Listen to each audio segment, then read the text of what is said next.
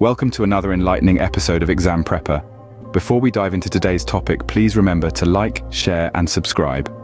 Today, we'll be demystifying the art of sentence structure, focusing on when and how to use compound and complex sentences. Now, without further ado, let's crack the code on sentence structure. Firstly, we need to understand what a compound sentence is. It's like a team of sentences working together.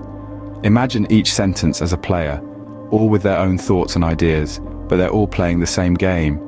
A compound sentence is when two or more of these players or independent clauses team up.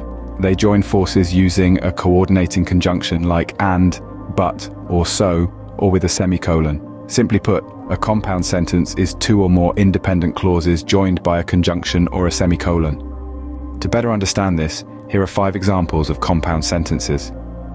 First off, we have the sentence, I wanted to play football, but my mum said I had to finish my homework first. This sentence is a compound sentence because it combines two independent clauses. I wanted to play football, and my mum said I had to finish my homework first. These two clauses are connected by the coordinating conjunction but, which shows a contrast between the two actions. Moving on to the second example, she loves chocolate, he prefers vanilla. In this case, we are using a semicolon to connect two independent clauses. Both she loves chocolate and he prefers vanilla could stand alone as complete sentences, but by using a semicolon, we create a compound sentence that shows a relationship between these two ideas. Our third example is, I studied hard for the exam, yet I didn't pass. Here, I studied hard for the exam and I didn't pass are the two independent clauses. The coordinating conjunction yet is used to show a surprising or unexpected result. Fourth, we have, John is a musician and Sarah is a painter.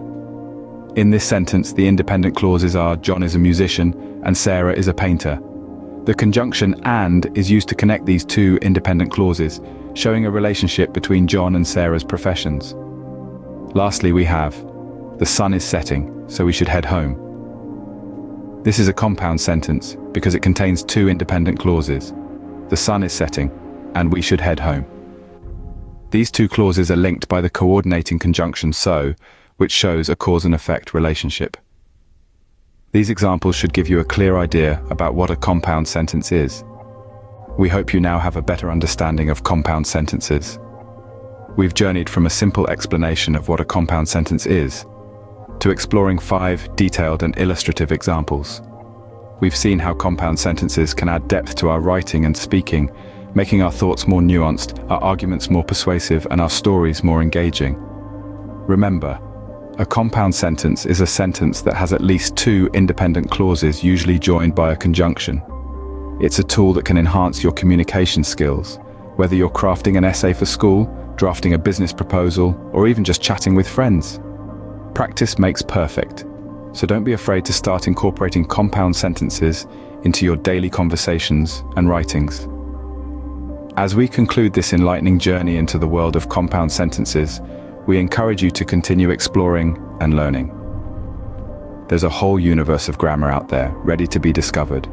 Keep asking questions, keep seeking answers, and most importantly, keep growing. Before we wrap up, remember to like, share, and subscribe. Stay curious and keep learning with Exam Prepper.